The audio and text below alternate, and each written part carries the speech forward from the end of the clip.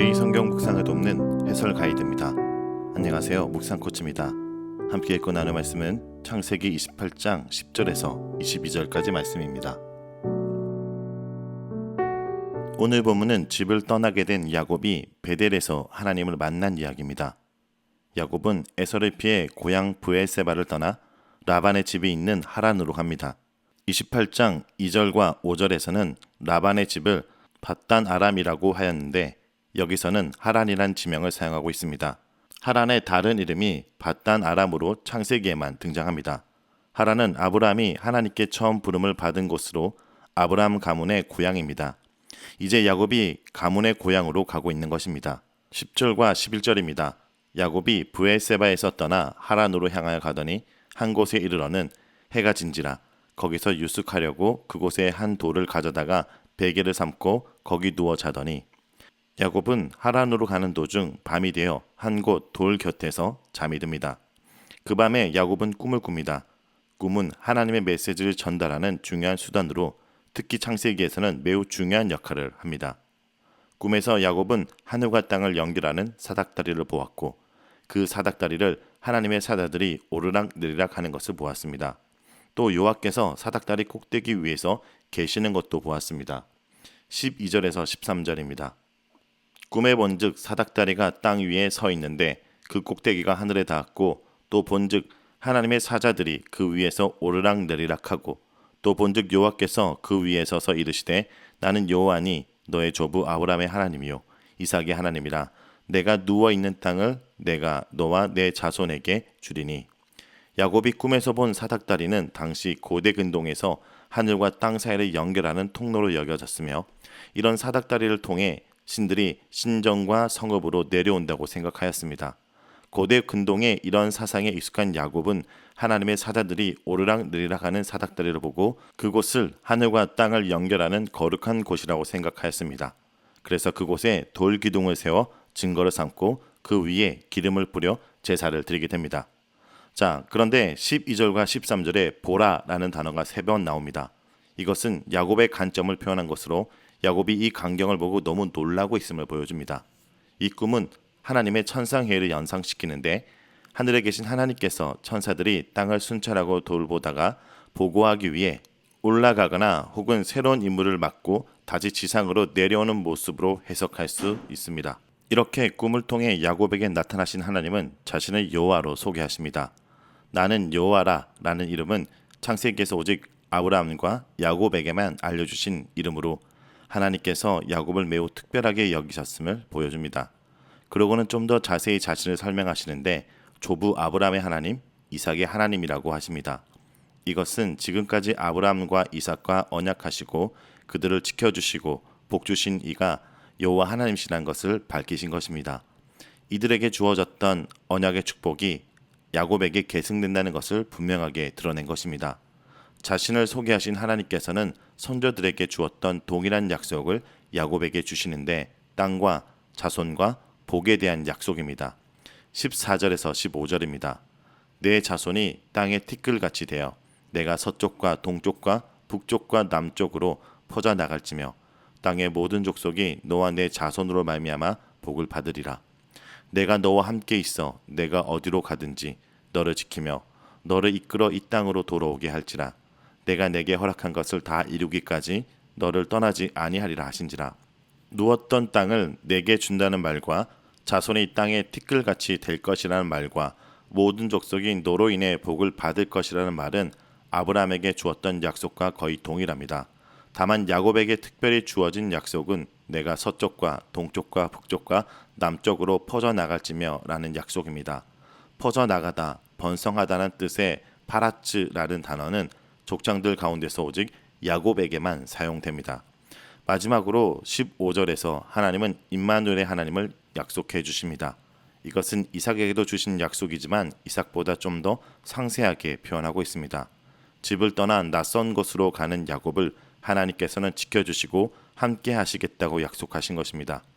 이렇게 하나님께서는 이삭에게 받았던 언약의 약속을 아브라함에게 확증해 주심으로 그를 언약의 후계자로 선택하셨다는 것을 분명하게 알려주셨습니다. 모든 것을 잊고 도망 나온 야곱에게 나타나셔서 언약해 주시는 하나님의 모습을 통해 우리는 하나님의 선택은 단순히 장자권을 가져서 집안의 재산과 권위를 차지하는 차원의 문제가 아니라 하나님의 언약의 축복을 받는 신앙적이고 영적인 차원의 문제라는 것을 알 수 있습니다.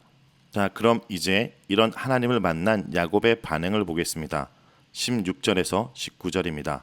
야곱이 잠이 깨어 이르되 여호와께서 가연 여기 계시거늘 내가 알지 못하였도다. 이에 두려워하여 이르되 두렵도다. 이곳이요 이것은 다름 아닌 하나님의 집이요 의인은 하늘의 문이로다 하고 야곱이 아침에 일찍 일어나 베개로 삼았던 돌을 가져다가 기둥으로 세우고 그 위에 기름을 붓고 그곳 이름을 베델이라 하였더라. 이 성의 옛 이름은 루스더라. 하나님을 만난 야곱은 매우 두려웠습니다. 이것은 인간이 하나님을 만날 때 갖는 보편적인 모습입니다. 진정으로 하나님을 만난 사람은 하나님의 힘과 영광스러움과 경이로움으로 인해 두려워하며 경외할 수밖에 없었습니다. 야곱은 하나님을 만난 그곳을 하나님의 집 혹은 하늘의 문이라고 생각하였습니다. 천상으로 통하는 사닥다리가 하늘로 통하는 문이고 사닥다리가 닿은 땅이 인간들이 하나님을 섬기는 하나님의 집, 즉 성전이 되기 때문입니다. 이렇게 하나님을 만난 야곱은 아침에 일어나 베개로 삼았던 돌을 기둥으로 세워 하나님의 나타나심에 대한 증거로 삼고 그 위에 기름을 부었습니다. 기름을 붓는 행동은 포도주를 붓는 제사인 전제를 의미하기 때문에 야곱의 행동들은 하나님께 대한 제사 혹은 예배입니다. 이렇게 하나님을 만난 야곱은 하나님께 예배를 드리고 서원을 하게 됩니다. 그리고 19절에서 본문은 베델이라는 지명에 대해 부가적으로 설명합니다. 당시 베델의 이름은 루스였고 후에 베델로 변했다는 것입니다. 이렇게 하나님께 예배를 드린 후 야곱은 하나님께 서원을 합니다. 20절에서 22절입니다.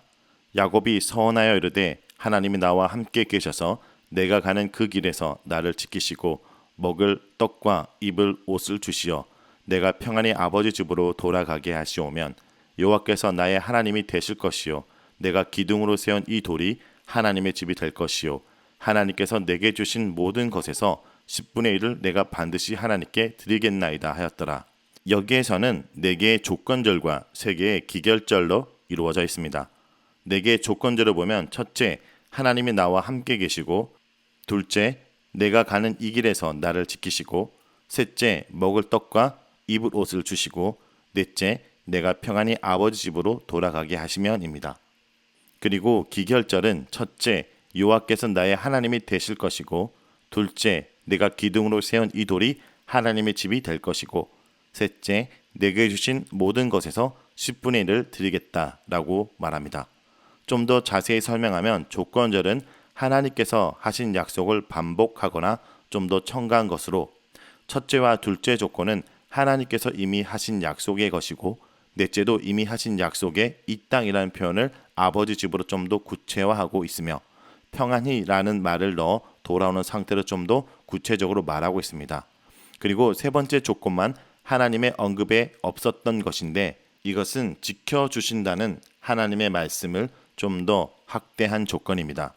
지켜주시려면 의식주 문제까지 해결해 주셔야 한다는 것입니다. 이렇게 야곱은 하나님이 주신 약속을 기초로 하여 조건을 제시하였습니다. 이것을 야곱의 기도로 본다면 야곱은 철저히 하나님 말씀에 의거한 기도를 한 것입니다. 기결절은 하나님이 이 4가지 조건을 다 들어주셨을 경우 자신이 하나님께 할 보답을 말하고 있습니다.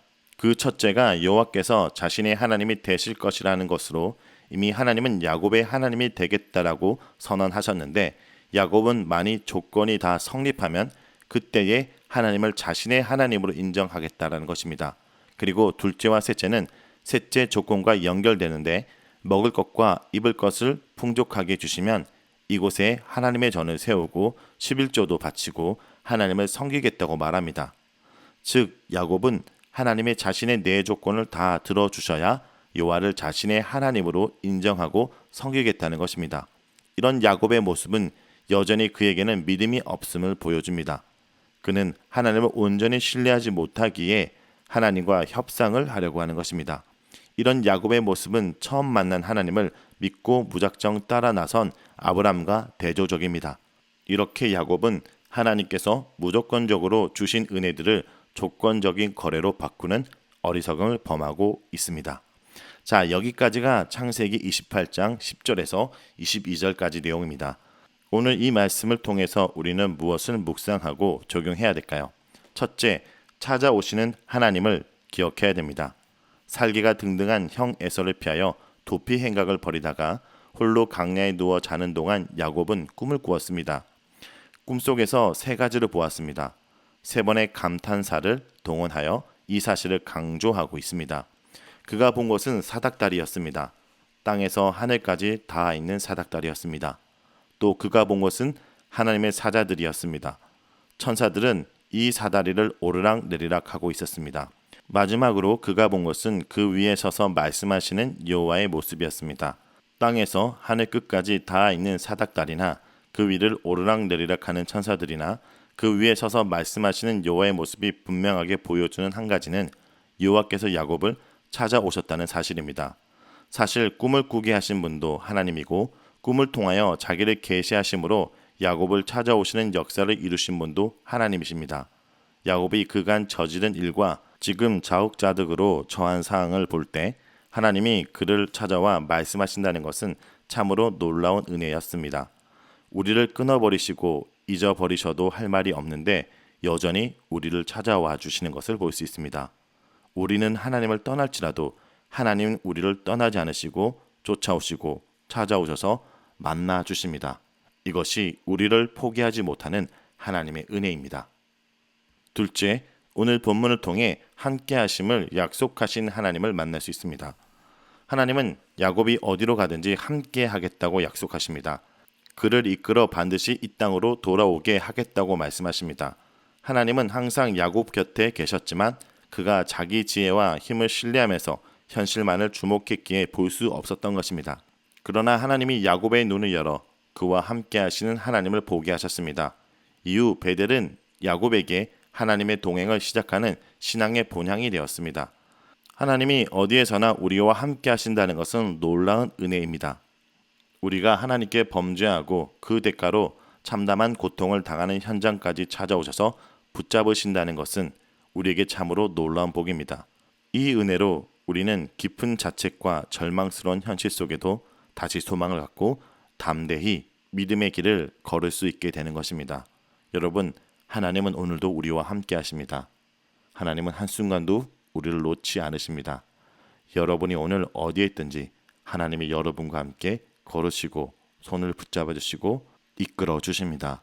야곱처럼 어디로 향하고 앞으로 어떻게 될지 모르는 강야길을 걷는 여러분들을 하나님은 함께 하신다는 것을 기억하는 하루가 되길 간절히 기도드립니다.